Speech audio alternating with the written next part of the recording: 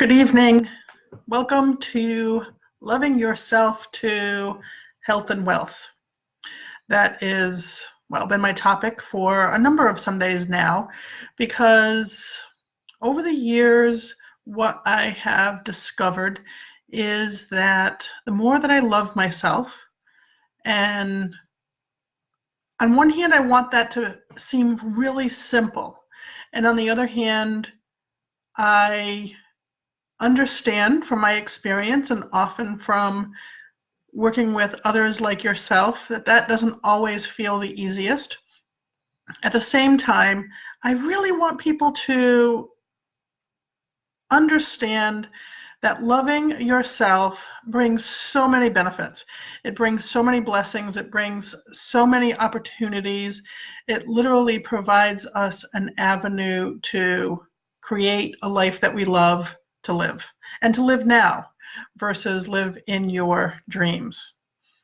And that's why I have been calling these conversations Loving Yourself to Health and Wealth, and sharing tips to support others to love themselves to health and wealth.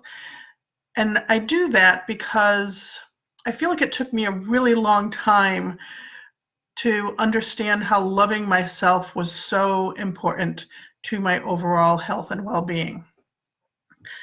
Hello, Kel. Hi, Sonia. Welcome. Feel free to ask questions, share comments, or, to dive in if something comes up that you'd like to know more about. I'm so glad that you're both here tonight. So, what did I want to share as far as tips and tools, and why I would say something like finding the blessing in our pain, finding it in our illness, in our trauma. Hello, Scott, welcome. The reason is because I have discovered at this point in my life that there are blessings, that there are gifts to the pain that we've experienced, to the illness, to the trauma, to injury, that they're not necessarily just random events, that, it's not necessarily shit just happens, or,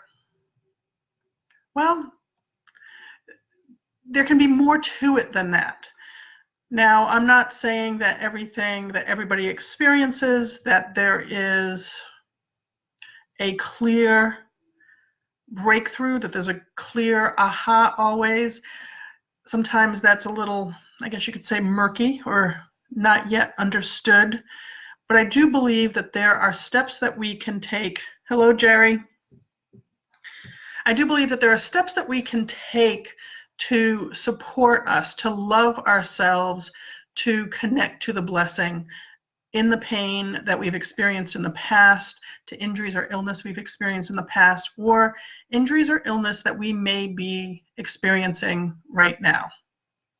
Now, I don't know about you, but from my own experience and from hearing stories or circumstances of a lot of people that from a very young age, or even what we observe, from a very young age, we give and receive mixed signals about pain, illness, and injury. And what do I mean by that? If you watch, and when I'm sharing these things, I'm not sharing them to point fingers or to say that you're doing it wrong. That's absolutely not what I'm doing. But I want to kind of set a stage, I guess you could say. But if you watch an adult with young kids, certainly kids that are learning to walk, learning to climb, learning to run, at some point you can be pretty sure that one or more of those kids are going to fall. They're going to maybe even get a scrape. And what does a parent typically do? Especially if they observe it, and they observe that overall it looks like everything's okay. But of course, what typically happens? That child is going to start screaming, it's going to start crying, it's going to be very upset.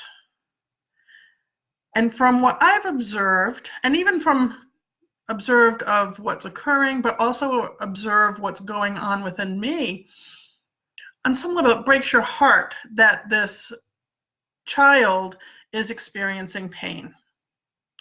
So usually an adult, maybe more than one, goes running over and picks up the child and says, "Oh, you're okay, you're okay. You know, kiss it, make it all better."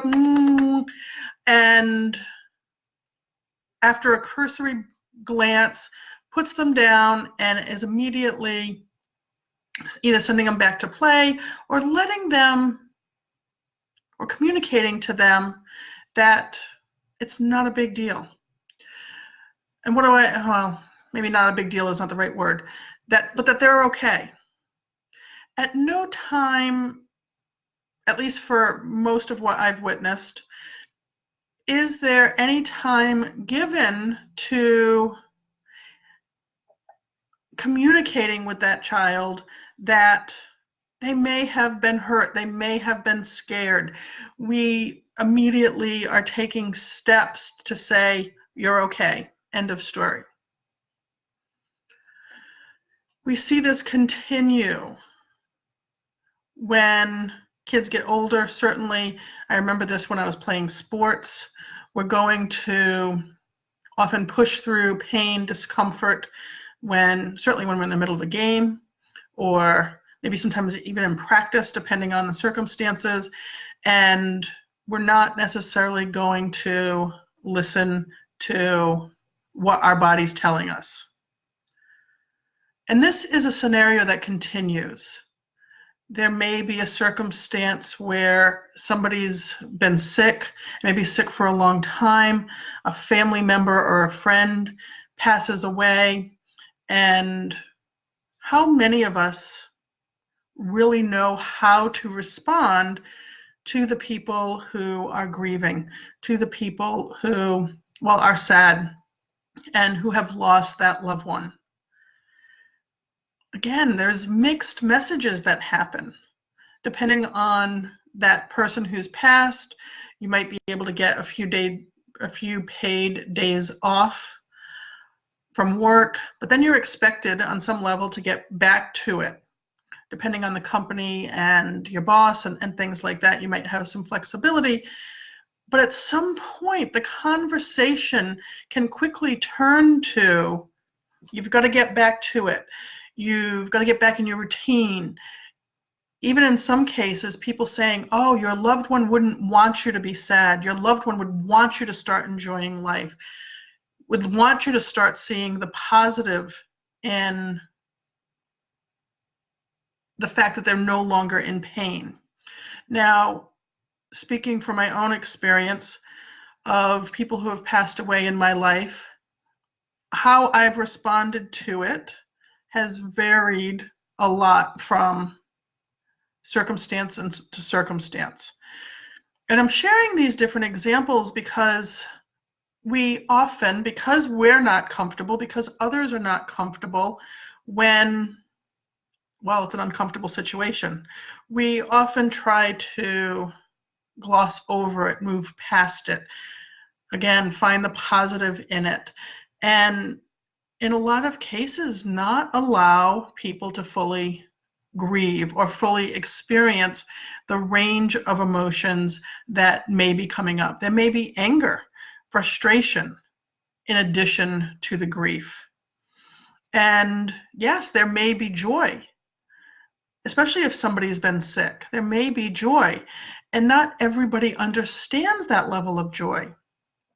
So we tend to, again, move through quickly, or maybe even step back because we really don't know what to say or how to support somebody through their grief.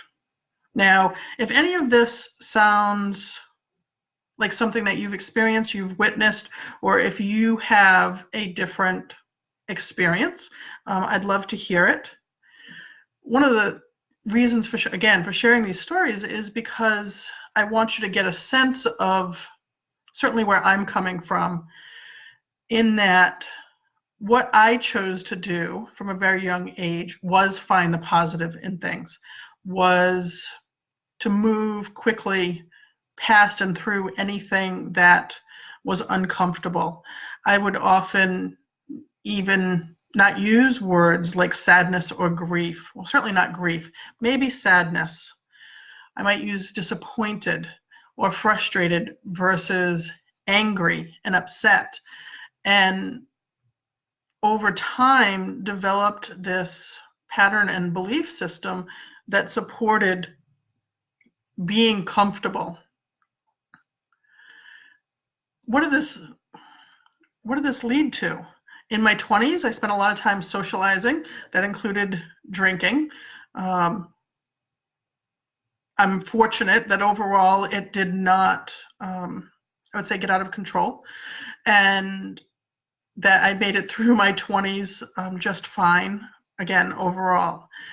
But what I now can look back on is it was my way of functioning, because for so many years, I did not allow myself to experience emotions. This then led to experiencing pain and migraine headaches that I experienced every day for well over a year. At this point in my life, I can say I am absolutely grateful for those migraine headaches. Was that a fun year? Absolutely not. I mean, let's be blunt. It sucked. I typically woke up with no pain, and then the migraine would start sometimes within a couple of hours of being awake, and I would do everything I could to get through my work day. By the time I got to my truck to drive home from work, I was typically in tears. Throughout that day, to get through that day, I carried around what I call industrial size bottle of over-the-counter pain reliever, something that could take the edge off to support me getting through that day. I was trying to numb the pain while still functioning. Fortunately, at that point, I connected with a chiropractor, and the chiropractor is the one that helped me see what was going on, certainly in my physical body, that was leading or the underlying cause of what I was experiencing. Again, I had shut myself down for so long, even to shut myself down to the physical pain that my body was expressing. I had the badge of honor of having a high pain tolerance. Now I would interpret that as somebody who has just shut off their connection with themselves, their connection with their body, certainly physically, but also most likely their connection emotionally, spiritually, and mentally. And that's just on a conscious level. We don't even begin to tap into what we might have been kind of putting in a box, compartmentalizing on a subconscious level. So now you have all of this history of pain, of illness, of discomfort, and certainly some of the reasons why we may have found ourselves in those situations. So what can we do about it? What are my tips and tools for finding the blessing, whether it's pain that you're currently experiencing, something that's acute or chronic, or trauma that you experienced as a child? And when I use trauma, I am using that word to describe any situation or circumstance that was harmful to you in some way, that was out of integrity with who you are, whether you were 3 or 33 or whatever age you might be today.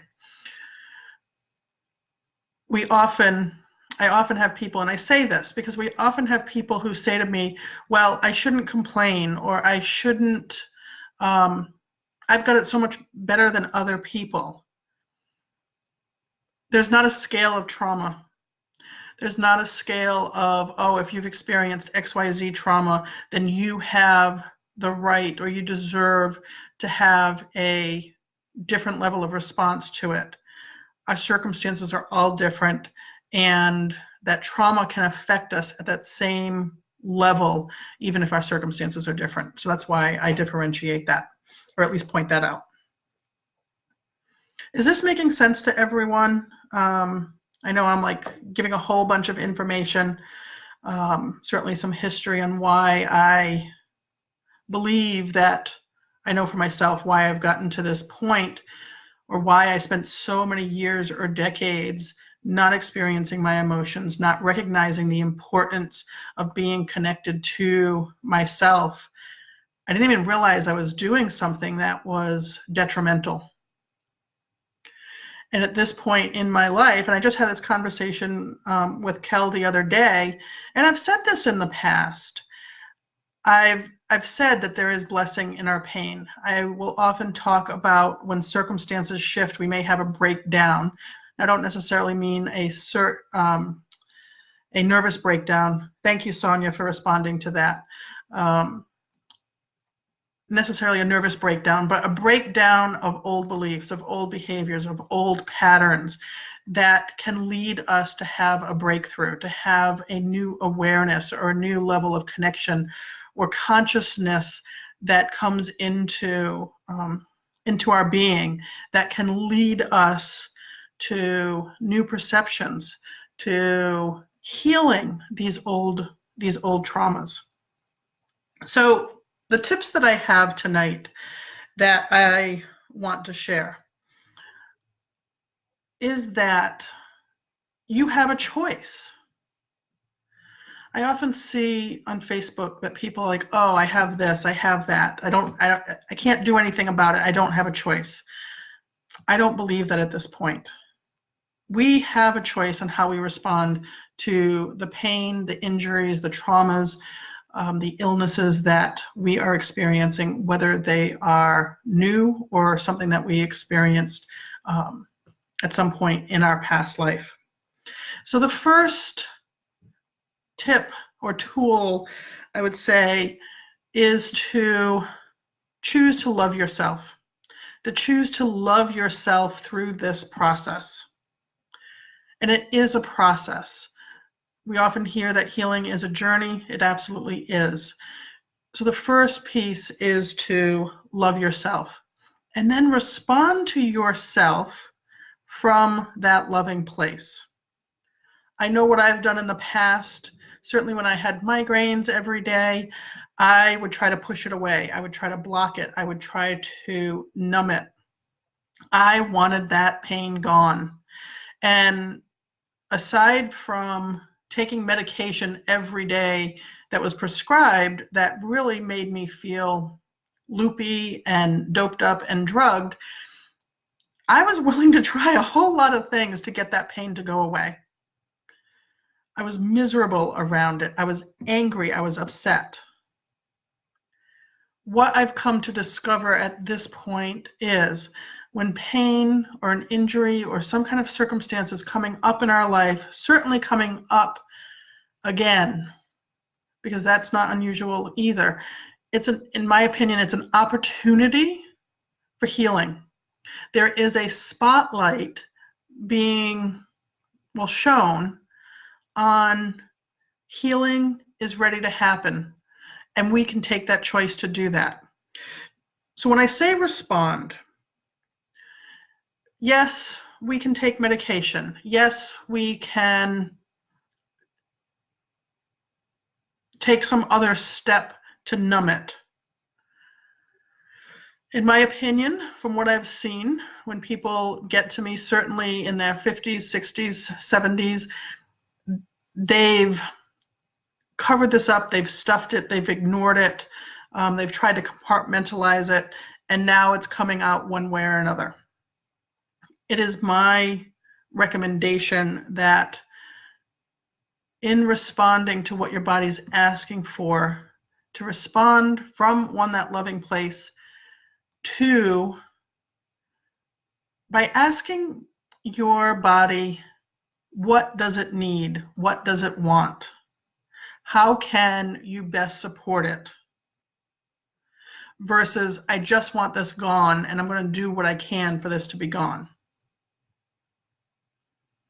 In some cases, and I just had somebody share this with me the other day when they were experiencing low back pain, her husband asked a question because she stopped She closed her eyes. She got into her body. She did some deep breathing. She identified where her body was asking for acknowledgement, asking for attention. And once she had that information, she did some deep breathing and brought that love, that oxygen to that area. And the pain subsided. Yes, her husband thought she was a little crazy, but she knows that that works. She's learned that from our time together, and she responded, and that pain went away. That, in my opinion, is a loving way to respond to what our body might be asking for. Is it always that easy? No, of course not. Especially when we're first learning how to do this.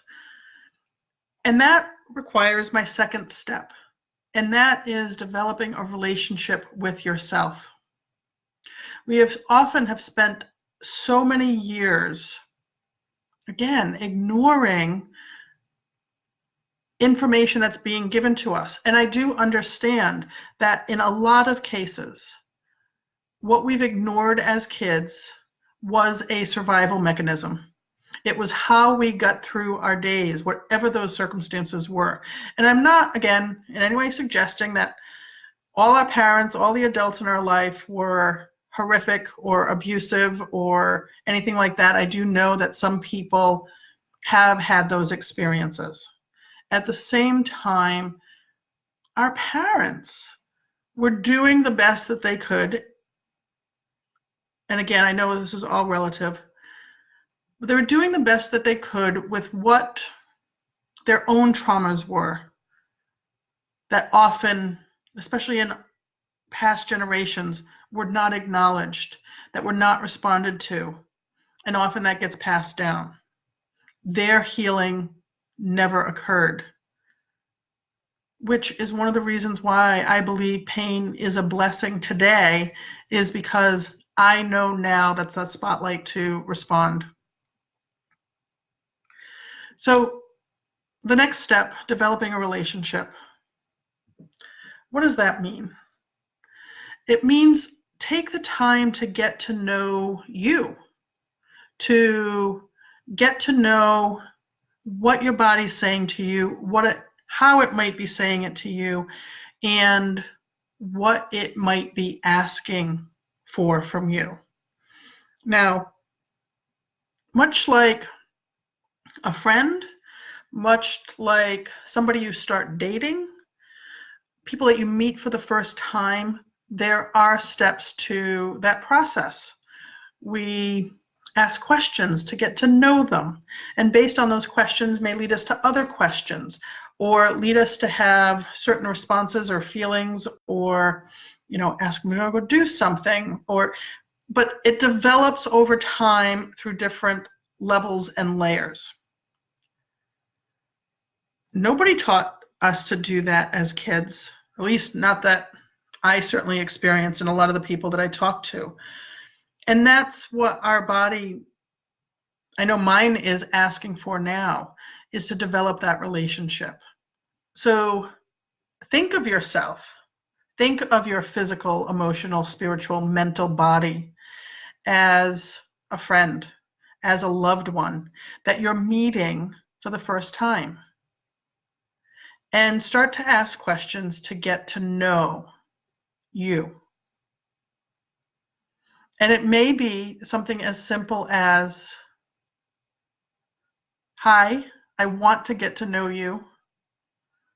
I love you, though I'm not necessarily sure how to go about doing that, or I'm just learning, and that's okay.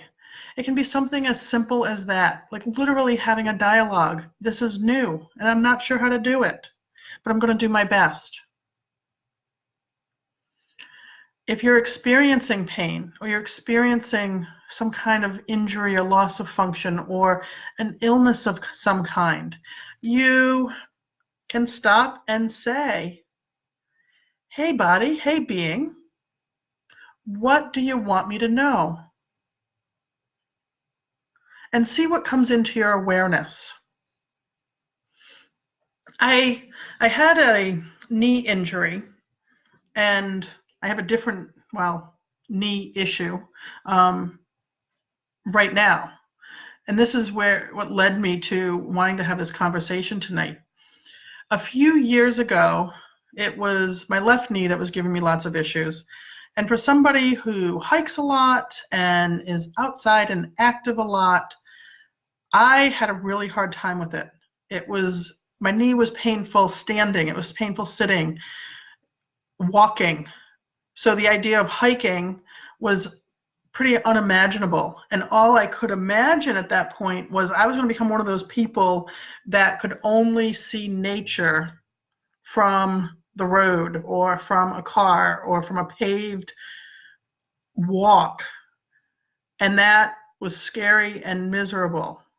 I can tell you, I threw everything in the kitchen sink at trying to resolve the issues with my knee. Of course, I was getting adjusted. I was receiving traditional massage. I was receiving MFR, acupuncture. I was changing my diet. I was doing stretching. I was doing heat and ice, athletic tape, kinesio tape. I was doing all kinds of things. I was resting. I was elevating. You name it. If somebody suggested it might be beneficial, I was trying it. And this is coming from a doctor. This is coming from someone who, this is my job. This is my purpose, is to help people through their own injuries, through their own pain. And I was trying everything. Essential oils, that was something else I was trying. Might get some relief, but it was short term. Until someone said to me, "What is your body asking for?" Now, that's a question I often ask people, but when we're up in it, can get in our own way. And I had to ask myself, what is my body asking for? And only at that point, when I stopped and said, "Hey, body, I'm sorry. I wasn't even paying attention to you. I was angry. I was upset. I just wanted it fixed. I just wanted it taken care of." But when I stopped and acknowledged my body and responded to it from a loving place, then things started to shift. Things started to change. And I was able to get back to hiking. I was not experiencing pain anymore. And I didn't necessarily do a whole lot that was different, except now I was listening. Now I was responding. So my second step, develop a relationship with yourself. The third step, I would say, is now it's time to engage in new beliefs, engage in new behaviors that support us showing up, loving ourselves, developing that relationship with ourselves. This is not just a one-time quick fix or a one-time response. It is an opportunity to continue to develop that relationship with us. And it has to be, well, in my opinion, committed to. We know what happens when we have friends or loved ones that we stop responding to, that we stop communicating with, that maybe we don't see anymore. That relationship starts to fade. It's not necessarily as strong as it was. Same thing here. We want to continue to engage with the relationship that we have to ourselves. And that will respond to us literally rewiring our nervous system. And what can that look like? So, as I mentioned, I had a knee issue a few years ago. Really excited when that started to resolve itself, where I was back hiking again. And then, I'm not good with timelines.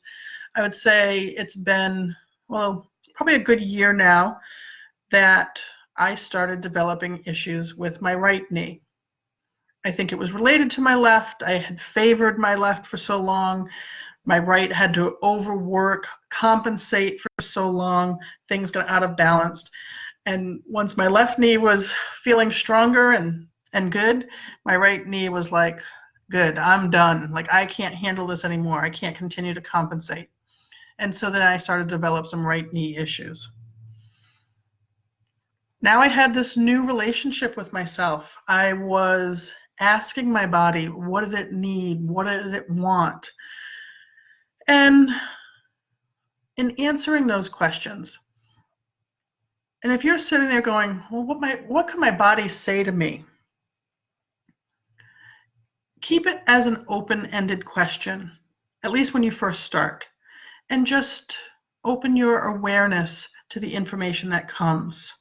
If you're thinking, okay, my body needs rest, ask, does my body need rest? And see what you notice.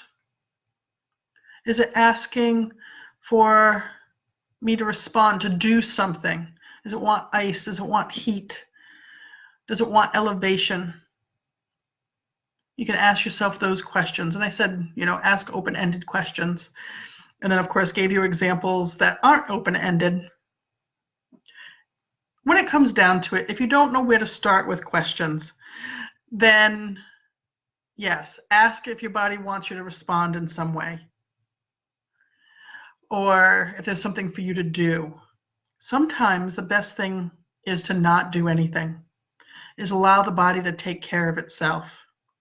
Sometimes because of our need often to fix things as quickly as we can or resolve them as quickly as we can, sometimes we overdo.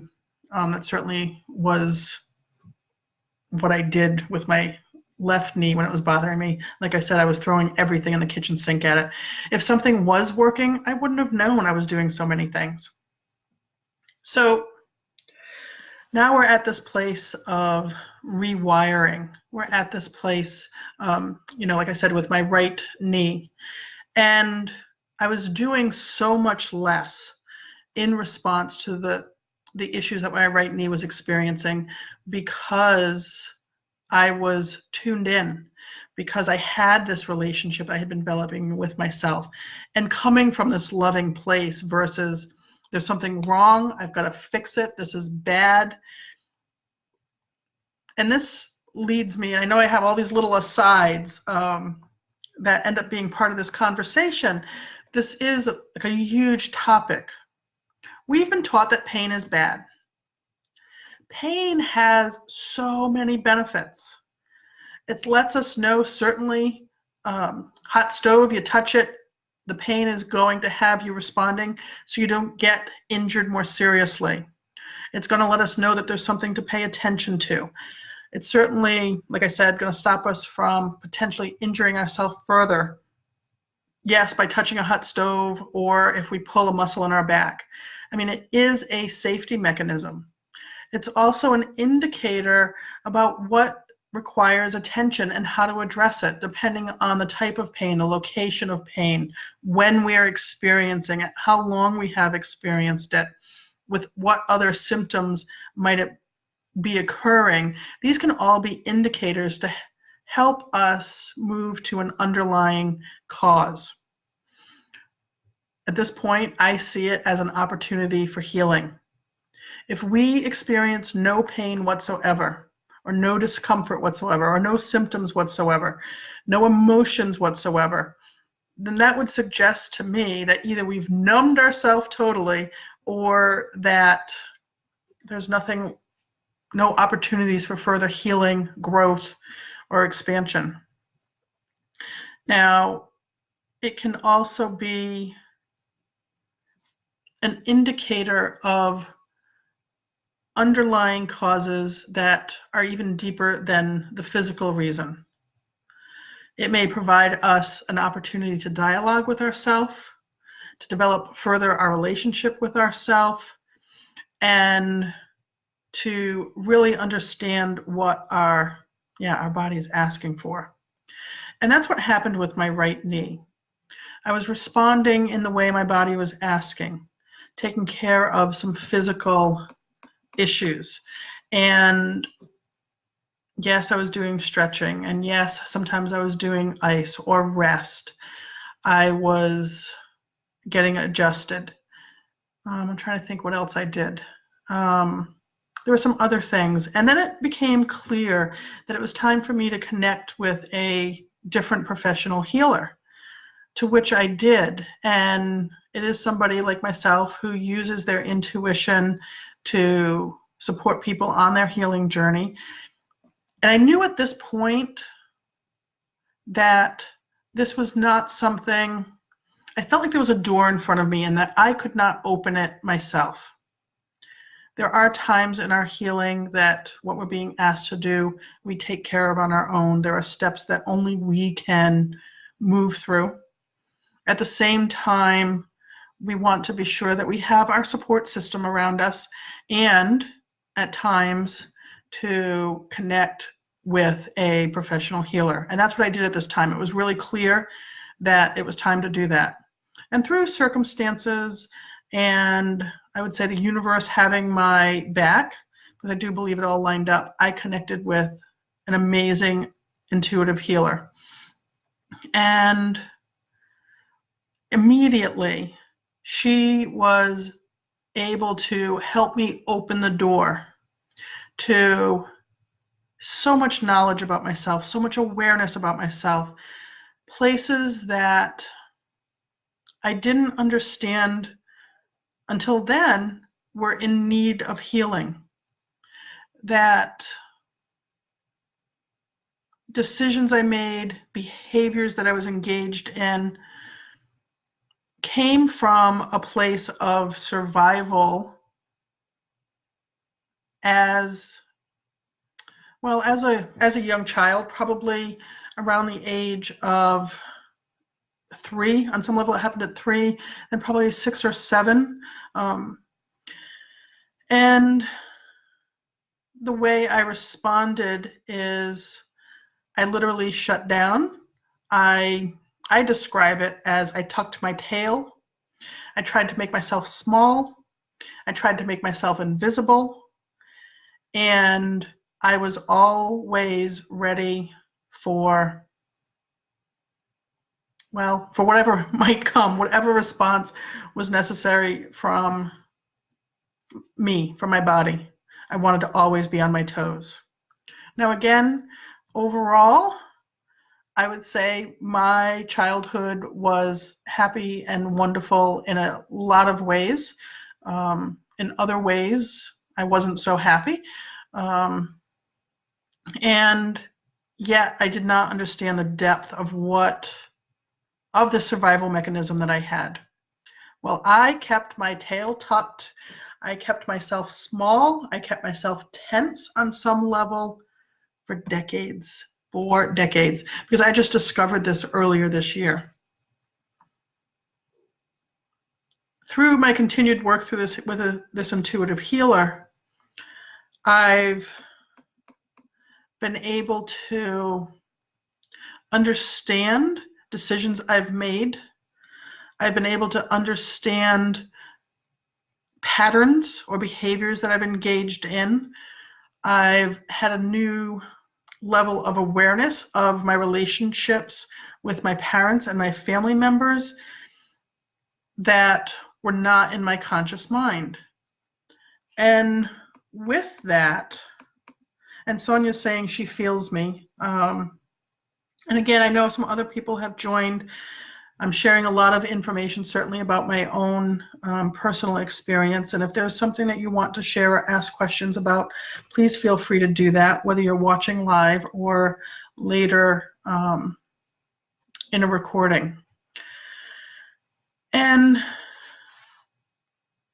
I literally, like I said, had this conversation with Kelly on the ride home from my latest appointment this past week.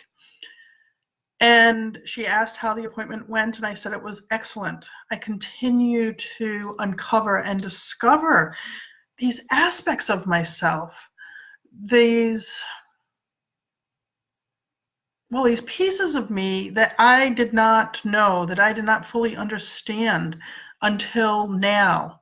And they continue to unfold to the point that part of me was so grateful for the fact that my knee had not fully resolved. Now, with the work that I've been doing with this intuitive healer, the pain has been gone. It's been gone for a number of weeks, probably even months at this point. And why I continue to go is, one, I do have an awareness. My body's asking me to continue to go. I do have awareness that there is more healing to occur, that even with all of this awareness, that my pattern is to still tuck my tail and to have it tucked, to be invisible, to be small. And I consciously I'm checking in throughout the day to see what stance I'm in, to see where the tension might be in my body, to see if I have tucked my tail without even realizing it. And often will discover that, yes, okay, I did it again, and have to take steps to let my body to relax, to stand up and be visible, to be seen. And this is like, to me, I mean, certainly nobody else is around me saying, oh, be invisible, play small, or anything like that. I mean, these are behaviors that I've developed over almost 50 years.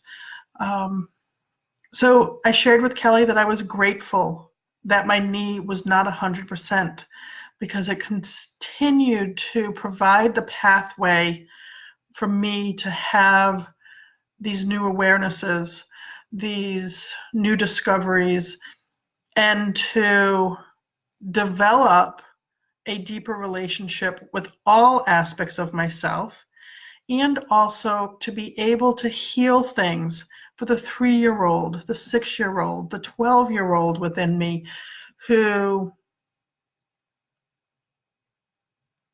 who's been experiencing this for years.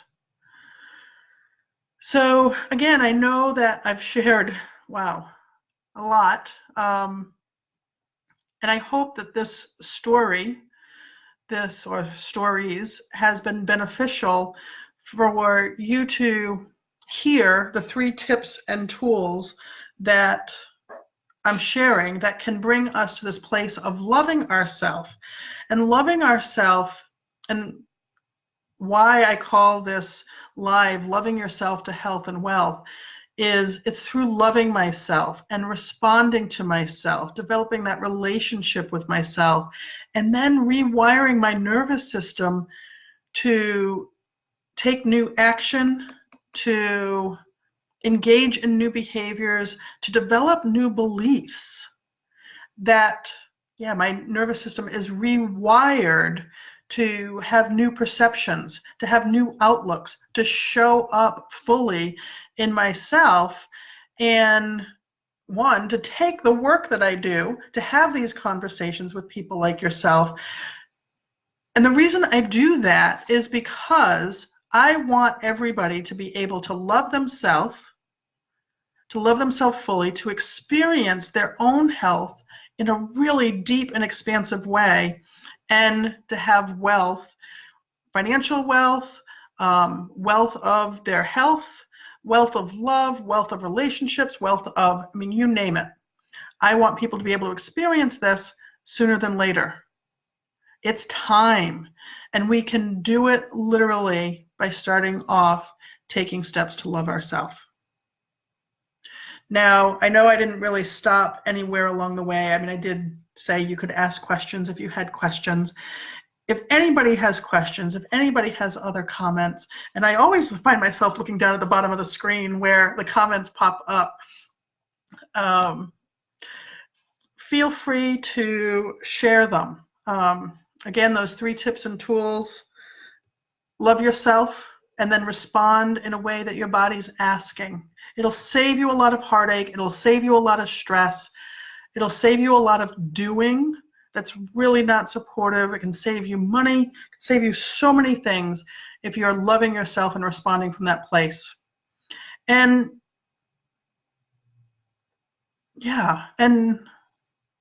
well, I'll save that for another time.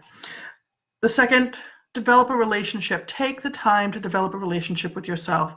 Treat yourself like a friend that you've just met, or a loved one that maybe you got away from or disconnected from, that you now want to kind of reestablish that connection. And then the third is rewiring your nervous system by engaging in and determining what your beliefs are around your healing. My belief, I am my most powerful healer. I also believe that about each of you. Our abilities, our personal power, our innate power to heal ourselves is phenomenal. So much more than what we've ever been told to believe or shared. So decide what your beliefs are about your health and healing abilities, and start taking new actions, new behaviors, and that might be stopping. It might be slowing down. It might mean taking the time to be. So again, if anybody has any questions or comments, please feel free to ask. And if you have watched this and you think of questions or comments at a later time, you can always come back and post them here as well. Or if you find that you're getting stuck or blocked somewhere along your own journey, feel free to, certainly come back and ask questions as well. All right, I'm going to give people a couple of more minutes to respond if they feel called. If you don't want to do it public, you can also send me a direct message. That's also an option. And while I'm giving people a couple more minutes to check in if they like, there are other ways to connect with me, and I will post the details below. One, you can set your Facebook, so that way every time I do a live, you will get a notification that I have come on. Yes, this one is scheduled. They are not always. So if you want to keep hearing all of this and be sure you get it when I get on, set that notification for you to be contacted. You can send me a message or go to my website, theintuitivephoenix.com, and you can fill out an application for having a discovery session. That's a 30-minute session with me that will help you get clear on whether or not us working together in some other capacity would be beneficial and provide you with the results that you're looking for. I also have a Facebook Live that is happening tomorrow night. It is a live healing session with Lisa Linder of Lisa Linder Designs. We're actually going to go through a live synergy activation session on Facebook. And then I have a couple of group synergy activation sessions, October 22nd and 23rd.